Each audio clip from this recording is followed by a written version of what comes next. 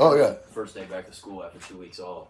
Now we got here. I'm gonna try to scoot back to go get middle school practices.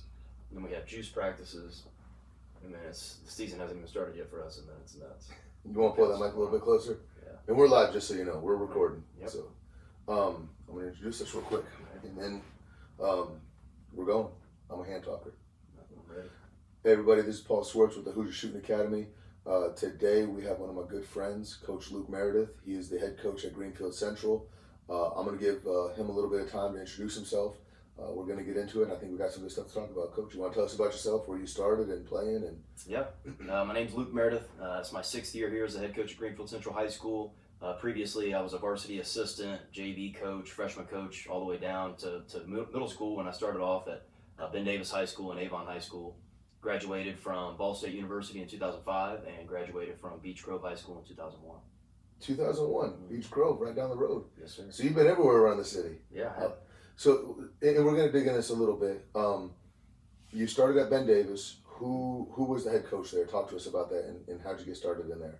Curtis Wright. So he's now the superintendent of Richmond, but he went to Richmond. He played at Earlham, I believe. But I just went and played on Monday nights at Avon High School, and I was the freshman coach at Avon. And Billy and Curtis, Billy's now the current head basketball coach at Richmond, were playing there, and that's how I kind of got to know him. And then he asked me to be his JV head coach. I was probably 2 years out of college and was like I said, coaching and teaching at Avon at the time, and it was a great opportunity, and I learned a lot from him. So I want to dig into this real quick because you mentioned, so you probably started coaching around 03, 04, 2004. Mm-hmm. 42 now? 43? 41. 41. Mm-hmm. So let's talk about 24-year-old Luke and 41-year-old Luke. What are some things you did back then that you would not do now as a coach, or some things that you've learned along the way? Like, just kind of throw stones at the younger Luke.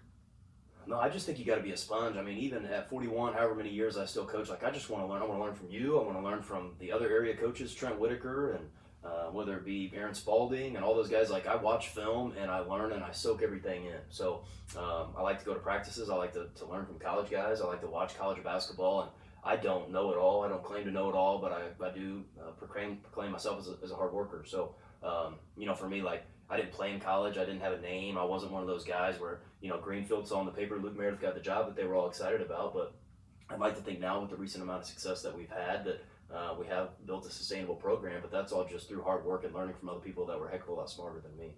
And you've been a head coach for 6 years now. Yes, sir. So when you get a freshman that comes in, I know you guys got a couple move-ins, and when you get a kid that's either an incoming freshman or they transfer for whatever reason, tell me 3 good habits that they have that you get excited about. Like, these are the 3 things that you automatically see.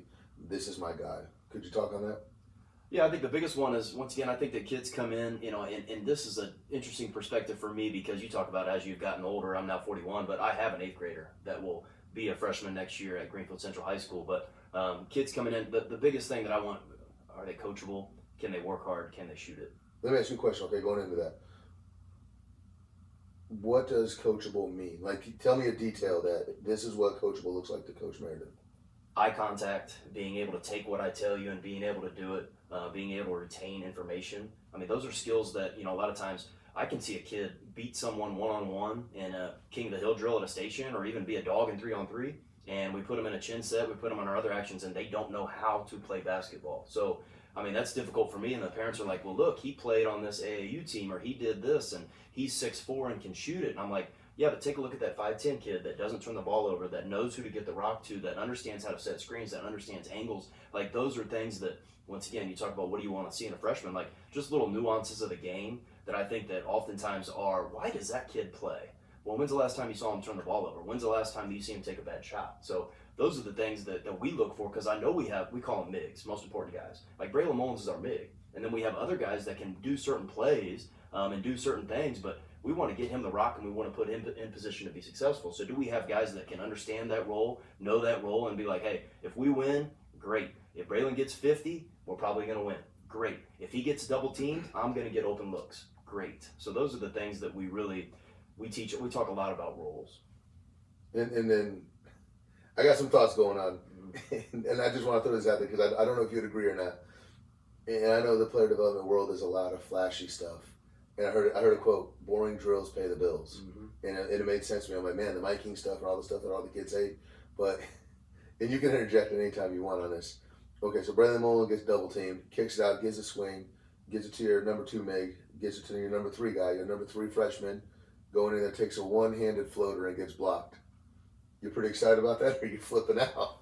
I just some coaches like floaters. I'm not a floater guy. I don't teach the floater. But you just talk about for us like the thing seeing Braylon Mullen's being recruited by UConn, North Carolina, Duke, Tennessee, Kentucky, the who's who of college basketball. And so the biggest eye opener for me, like once again, I don't claim to know it all, and I'm not the greatest coach in the world by any means, but just watching them practice, being able to have the opportunity to go, I'm like, dude, we do that. You talking. Dan Hurley runs, star shooting. He does, 2-foot reverse pivot to start practice. Like we do that. And you go out there and you see Steph Curry doing 2-ball. He's the greatest shooter of all time, and he does all these things, 2 hours before what he does. But my 8th grade son can't do that. I'm going to push back on you, though. I'm going to push back, and I do mean this. And you keep kind of diminishing yourself. Like, well, I don't know everything. But you've been around, and you take notes. So you know more than what you're selling.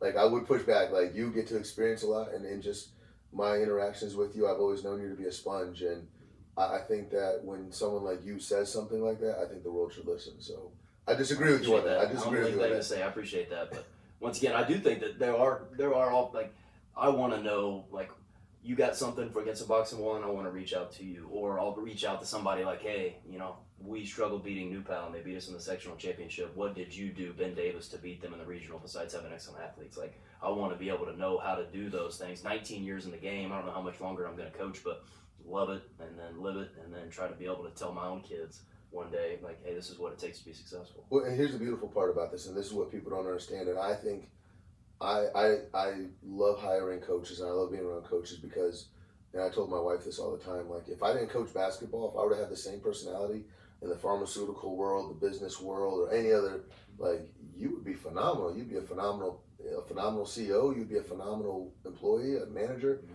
So all the stuff that you're doing, yeah, you're studying basketball, but it translates. Mm-hmm. And I don't think coaches get enough credit for that. And I definitely commend you for, being the first one to admit that. So backtracking a little bit, those are the 3 things you want. What are the 3 non-negotiables for Luke Meredith? You walk into practice, you have this, this, and this, and you're going to send that kid right back out the door and be like, you're not part of us. This is not for you. Well, for me, we always talk about tucking in your shirt tails in the games. We talk about hustling on and off the court. I mean, then we talk about eye contact.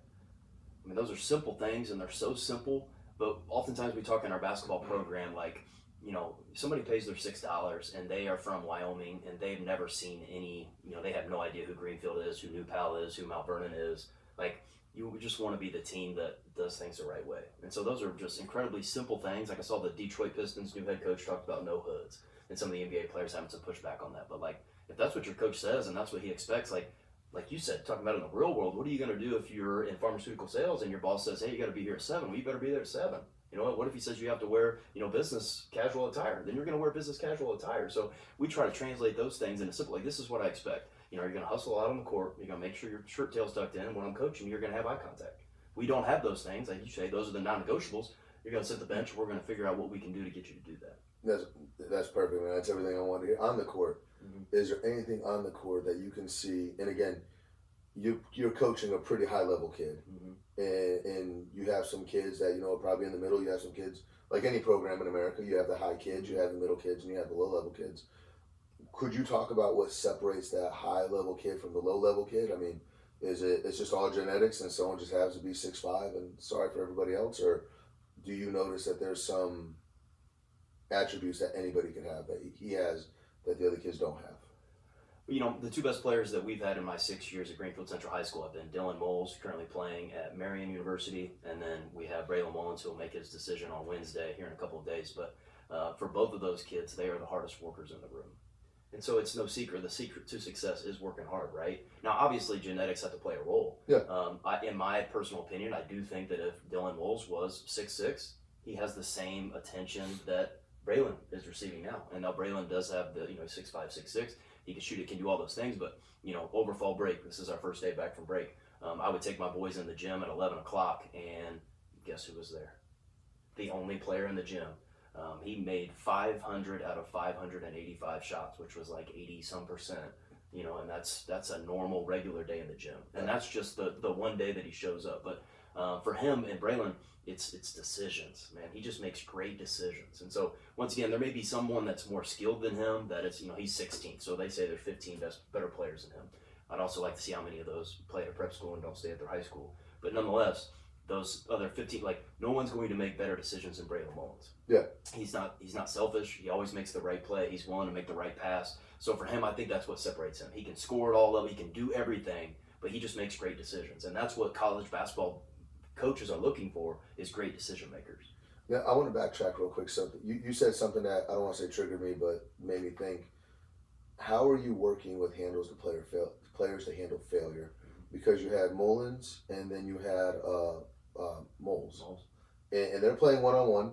They play 5 rounds every single day. I mean, I'm just making up a story, but Braylon loses 5-0. He comes in, is he throwing a fit? And again, what I see is players, they lose a game, but to a high-level kid, and they think they're the worst player ever. Real true competitors, they get butt sore, but they're not just shutting down. Can you talk about that?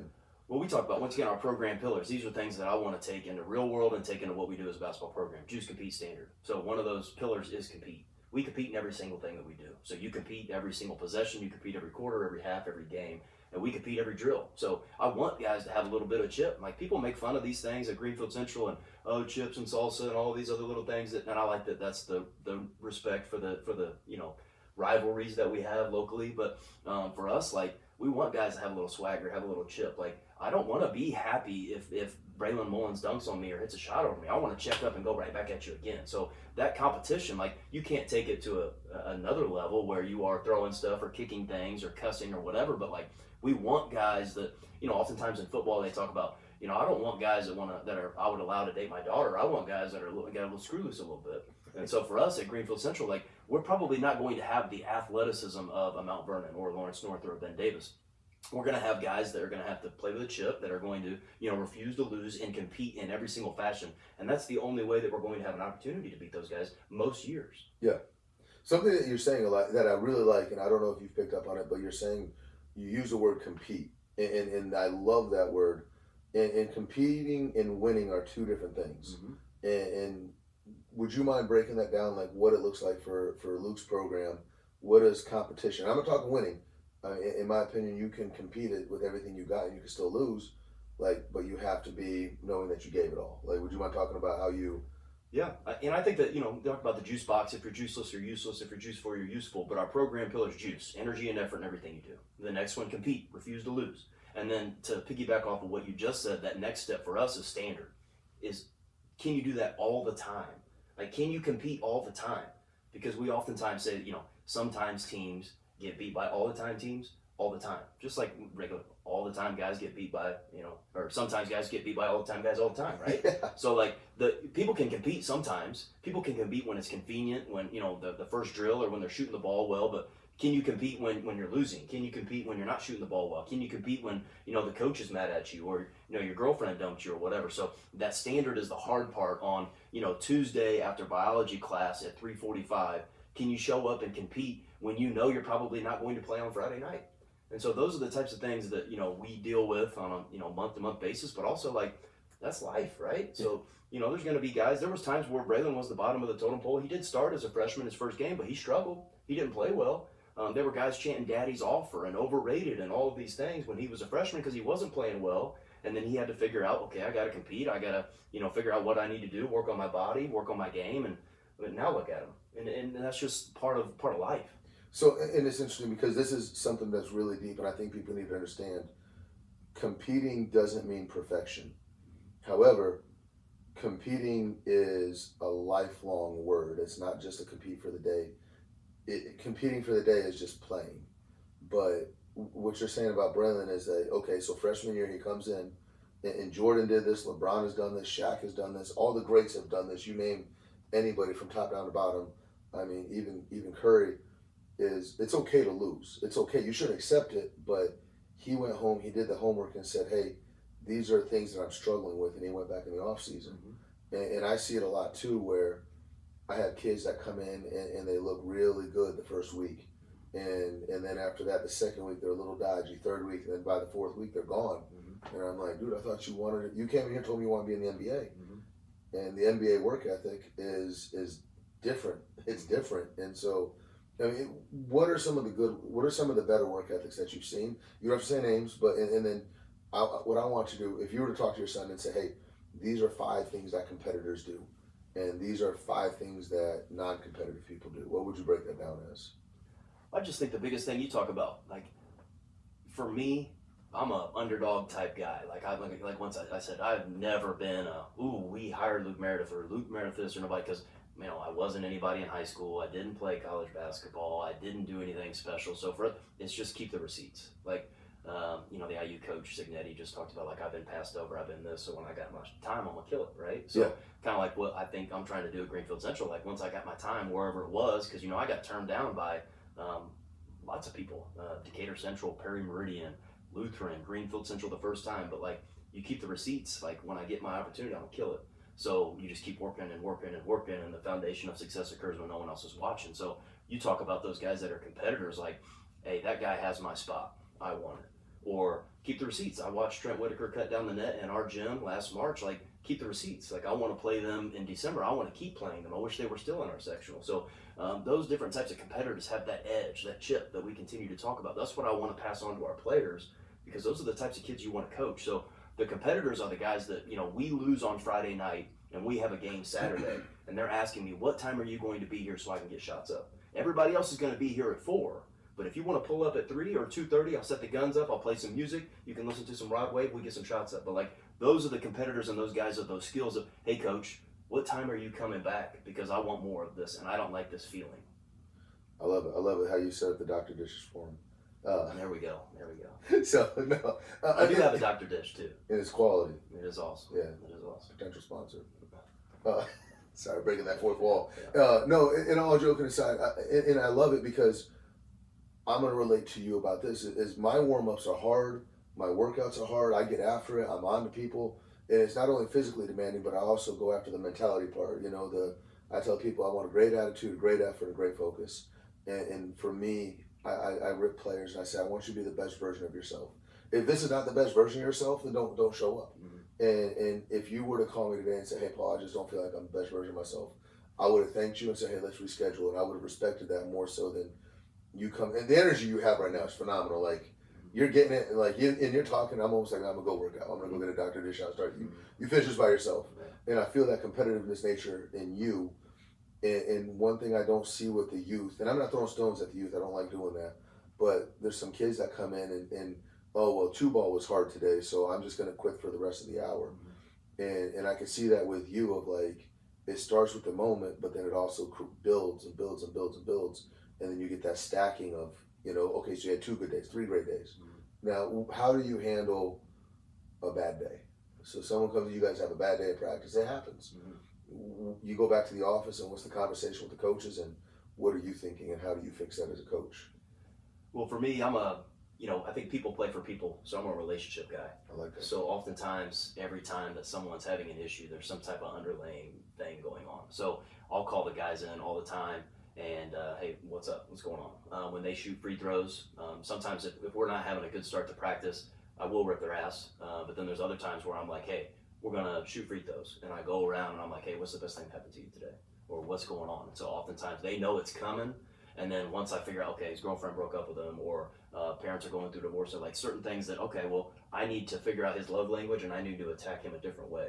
And so those are different things that we do within our individual program about, like, bad days do happen, but like, basketball should be an escape. Yeah. Like, so I tell our guys, okay, so yeah, you had a crappy day, all right, cool. Well, guess what? At 3:30, it's a wrap for me. Like, I'm gonna escape from everything that's going on in my life, because when practice is over at 6 o'clock, I'm gonna go home and I gotta put my dad hat on and be a husband and deal with some other real life things that are going on. I gotta be a PE teacher and a strength coach from 7:30 to 3:30, but 3:30 to 6, that's my island. That's my escape. Basketball should be that. It should be fun. It should be like, oh snap, it's already 5:45. We're shooting free throws and getting ready to go home. Like, you should be able to use this. So you choose to do this. Yeah. And so like, this is something like, being in here and seeing the hardwood and seeing the basketballs and just the hearing the sounds of sneakers and hearing a swish, like those are things that get me going and get me excited. So, you can't have a bad day playing basketball. It's like those people like, how do you have a bad day fishing? Okay, well, same concept. Like, how do you have a bad day coaching basketball or playing basketball? That's what we love to do. That's what we grew up. My son,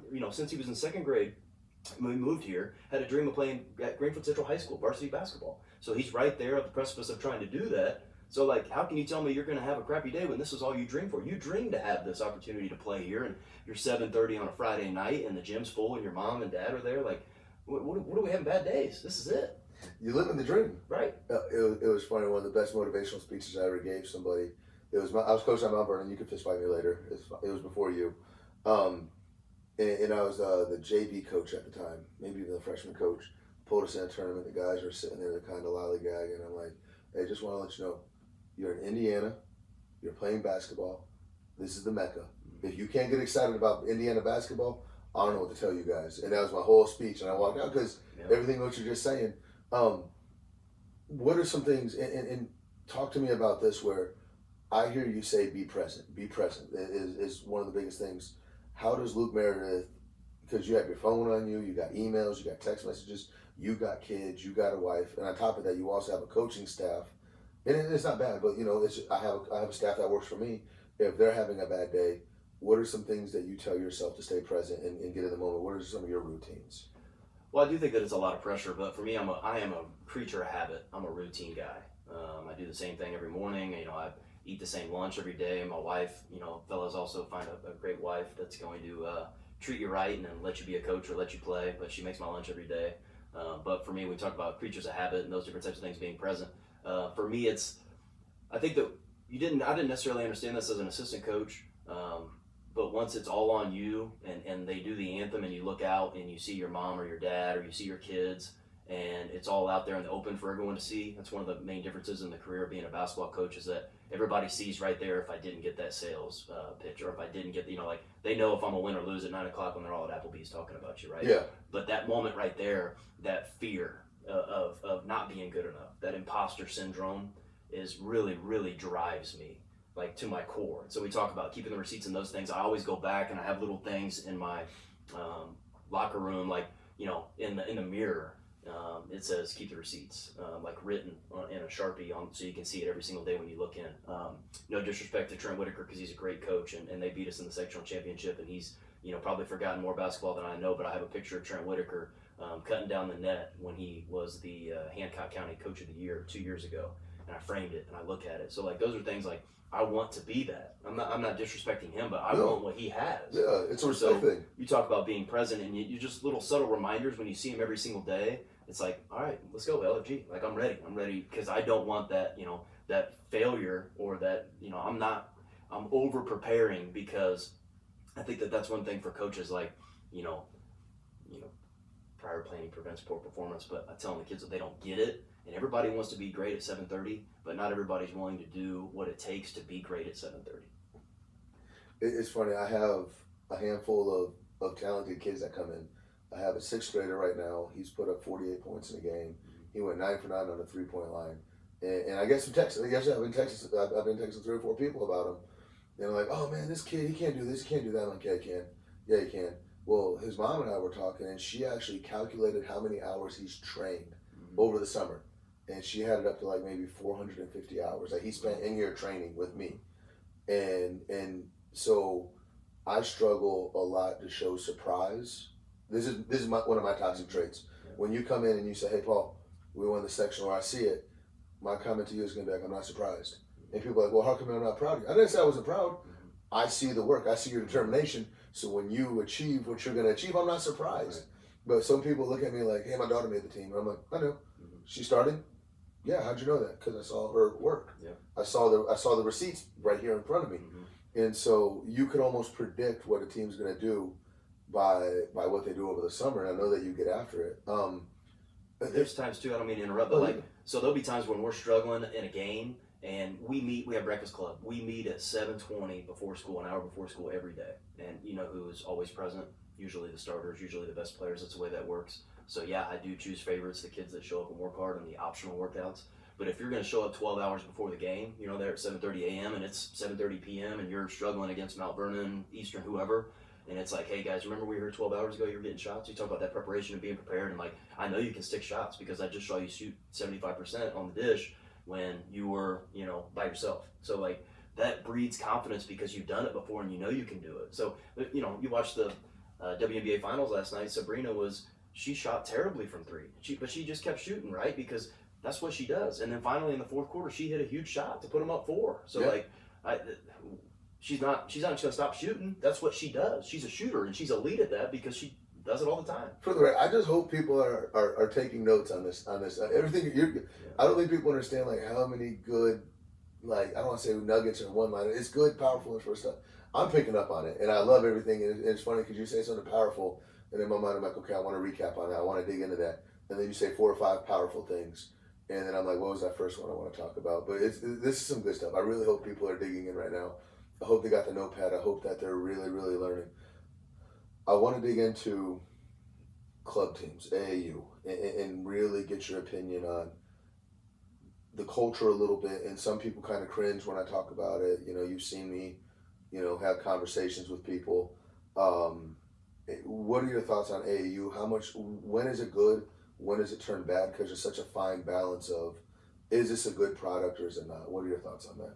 Well, once again, no disrespect to any individual AAU team, but there is a disconnect between high school coaches and AAU coaches. And if you coach high school as an assistant and you are an AAU coach, it's almost like a bad name because I feel like you're recruiting your own players. So that's a little bit different from the high school level. My individual experience, as I have, like I said, I have a 6th grader and an 8th grader. This was our first year with AAU. And so I do think, personally, that kids should develop until they get to middle school and then they can play more. But what we found ourselves, my son was on Indiana Elite, which I called Indiana okay, no disrespect, because, yeah, they put us through a tryout. Yes, they sent us an email saying that you made the team. Of course we made the team. Of course you took our $700 and gave us Adidas and Dames, and the kids were all excited in a jersey. But then I found myself traveling an hour to a game, to play an hour game, to travel an hour home, and it's on an entire Saturday or an entire Sunday. And my son, yeah, he had to make some decisions. My son got some playing time, but like, how many true shots did he get? How many times did he, really have to make a decision that wasn't in transition? Like, how many times did my son really get better? And would my son be best served, coming to see you or going to get extra shots up or getting out, playing 3-on-3? We play in our own program. We have, fall workouts Tuesdays and Thursdays. We play FIBA 3-on-3, continuous 3-on-3. It's the best thing we do. And I really wish, I know that there are some programs that are able to do 3-on-3, as part of their youth, especially if you're younger. If you could do 9-foot goals for 2nd, 3rd, 4th and play 3-on-3, it's so much better than going to Best Choice Mojo or Grant Park or whatever, or coming here and playing some 3-on-3 and doing, like, you're making decisions, you're having to shoot the rock, you're going to have to, to guard. So for us, like, AAU is a great tool for some kids. And we talk about Braylon a lot. Yeah, Braylon was paid for. Braylon is going and playing high-level guys. Braylon is having college D1 scouts in the stands. But the games that I went to at Mojo, there were no college scouts in there. I don't care that your 5th grade team is ranked number 1. I don't care that your 5th grade team beat us by 95. No one got any better. But my son, I paid $25 to get in here, and I spent $19 on popcorn and a soda, and I'm ready to go home. Yeah. So I personally didn't get much out of it. Now, I know that there are other programs, and this is no disrespect, not just Indiana League. I think it's everywhere, across the board. Yeah. And anybody can start an AAU team, and yeah, you can play in the C League and dominate and press guys and take the ball away and win and do this. But, like, ultimately, can my kid, will he be prepared to play varsity basketball for Greenfield Central? Which should be the ultimate goal, I think, in my opinion, for any parent. Yep. And so the lessons that I want my kid to learn from high school basketball is what I want him to take to go on. My kid's probably not going to be 6'6". My kid is probably not going to play Division I basketball. I hope he does. But if he doesn't, that he still take on all those things that he got from basketball to help him. So this whole AAU and this and that, but I personally didn't have a great experience, and so my kid probably won't play again until high school. And instead of playing AAU, we will probably come here. We will probably have 24/7 access to our own Greenfield Central High School gym, shoot on the gun, and then really just try to get kids in the neighborhood to play 3-on-3 because I want him to play.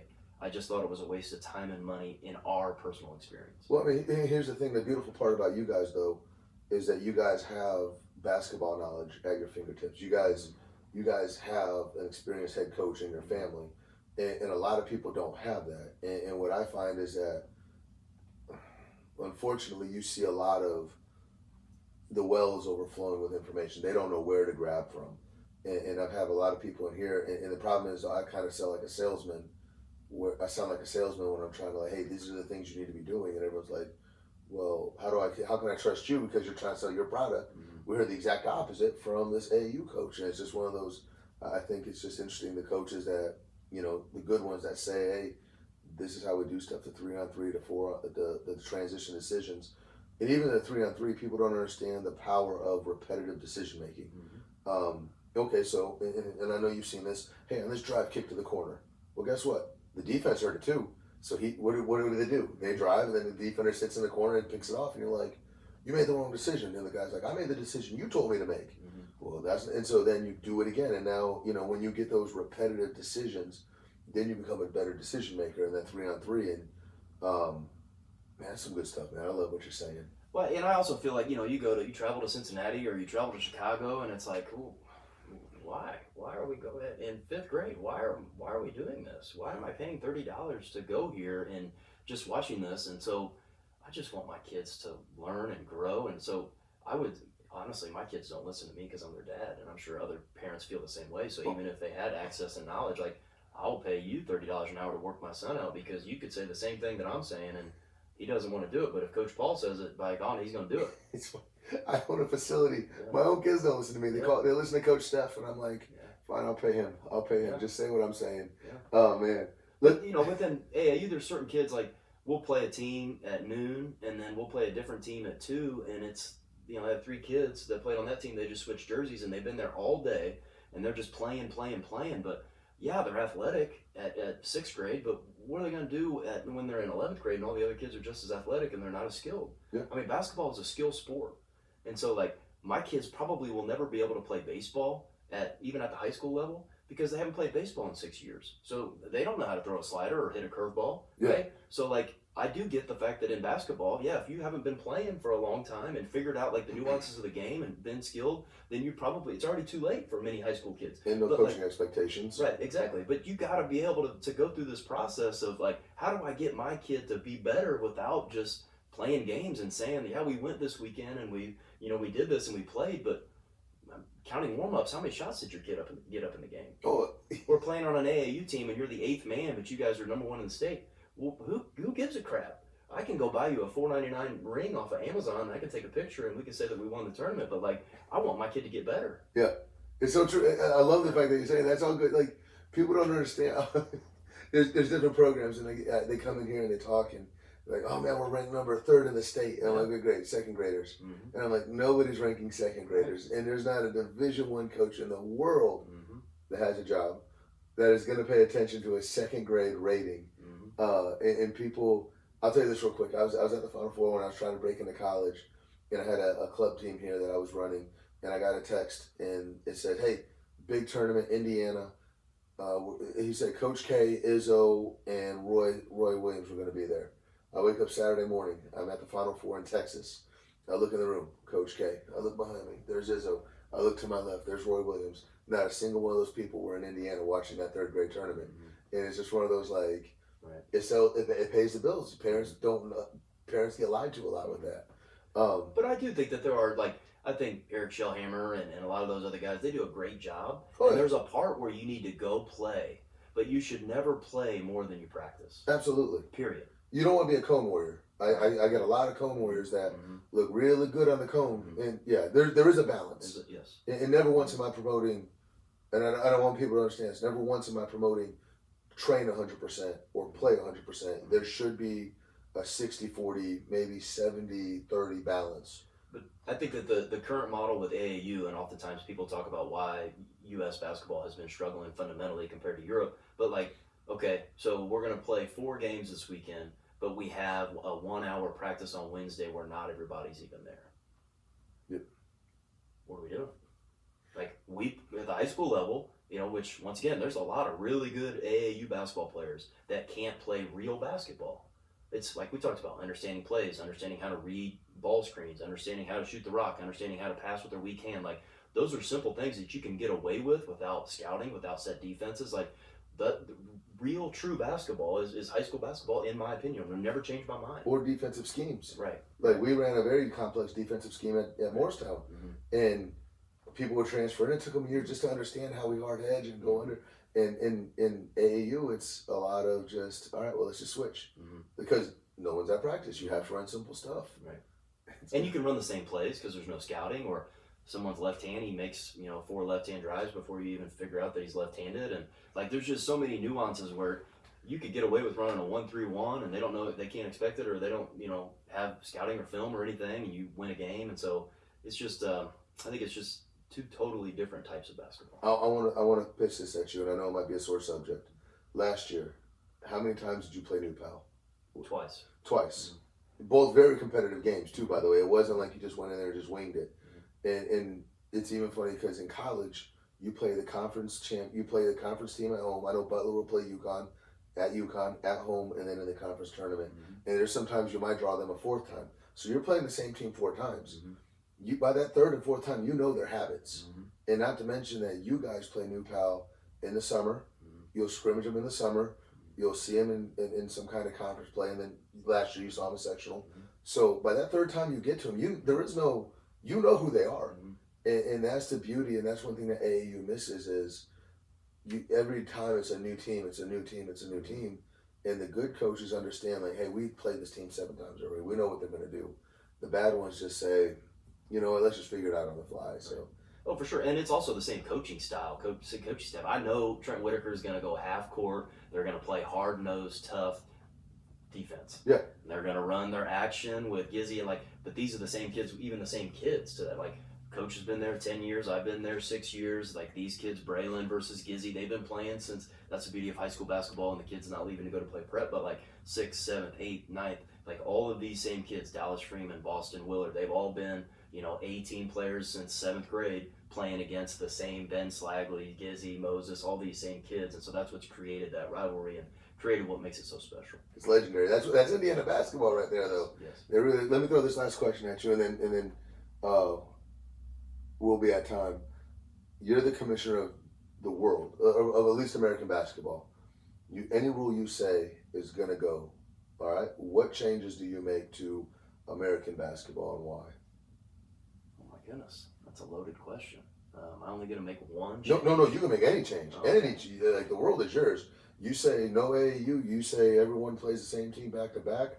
You say double headers. You say we got a 4-point line. Half courts are 5. What are you doing? I like that. I do wish that, okay, so this is because I'm a high school basketball coach and I teach at the high school. Band or arts, choir, drama, they have a 90-minute block where they get to do what they do in addition to practice. So for me, on a personal level, I'd like to have a basketball class. Give the football team a football class. Let's watch film. Let's break down the nuances of the game. Let's be able to get some shots up if we want to get some shots up, being able to build relationships with our players. But like, if they can do that, I think that we should be able to do that too. And I know that they do that sometimes down in Texas and other places, but for me personally, that'd just be awesome. Like, if you saw your kids every day, if you got to go over, whether it be in season, out of season, you're developing relationships with your guys. You're trying to learn the game.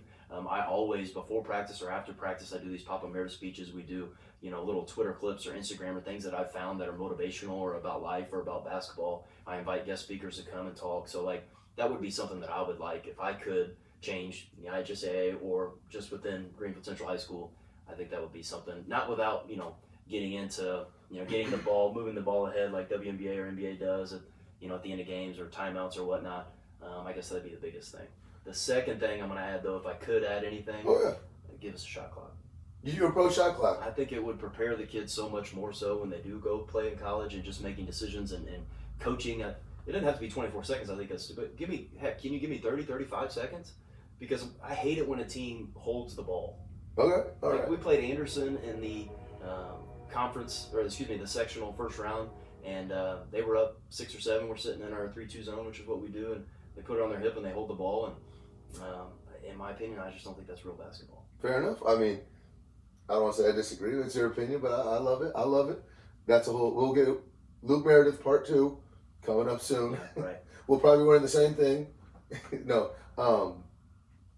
it's interesting you say that though, because not only do you get 90 minutes of those guys every single day, but you even something that you didn't say was you could give those guys in the middle of a season an hour and a half of rest, not necessarily nap time, like but you could give them their shifting gears of going 100 miles per hour where they get to go into neutral for a little bit and just get a chance to check out, because a lot of people don't understand the grind of what you guys do every single day. And to not interrupt, I just watched the Starting Five, and on episode 3, Starting Five, the Netflix NBA show, they talked about LeBron's daily routine and what he does, and so part of the training routine and part of the getting extra shots up before a 7 p.m. game. For us, like if we start at 3:40 and we end at 6, I'd say, well, that's plenty of time. Well, by the time you break down film, by the time you stretch, by the time you shoot, by the time you actually get down to practice, and then you watch film at the end when you're preparing for an opponent, well, after that, they got to school at 7:30 to shoot.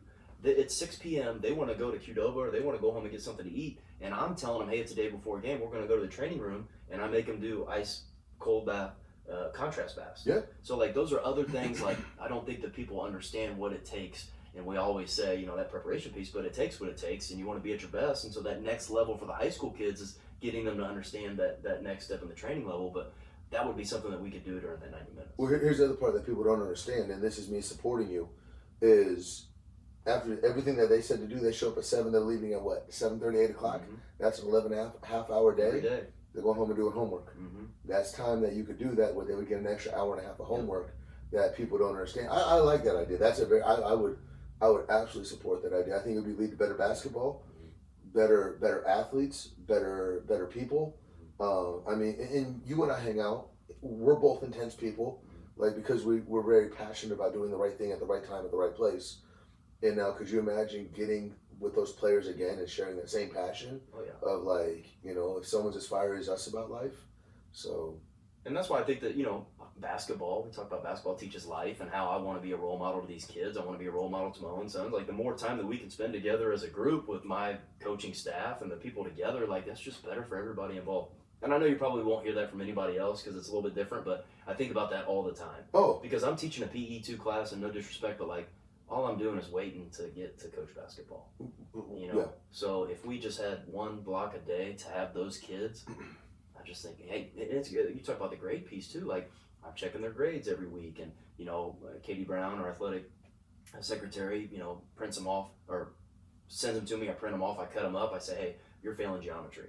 All right, well, instead of watching film, you need to get your butt in there. You need to do what you need to do with Mr. Degler. You need to get your geometry grade up. Like, those are life things that come out of basketball, which is why we do what we do. And if you have bad grades, you probably have them for a reason. And I'm not throwing stones in this, but they're probably going home and the parents probably aren't caring about their arithmetic grades. Which we touched on that compete part. You got to compete in the classroom too, right? Yeah. So, like, if you got a D in geometry, but you're averaging 20 points a game, you're not going to get into the school you want to get in anyways. So compete in the classroom, and, oftentimes it's cliche, but win the day. Like, if you can't, do what you're supposed to do and get to school on time, if you can't get A's and B's, there's no reason why you can't get A's and B's. No. And then if you can't work your tail off, then you didn't compete today.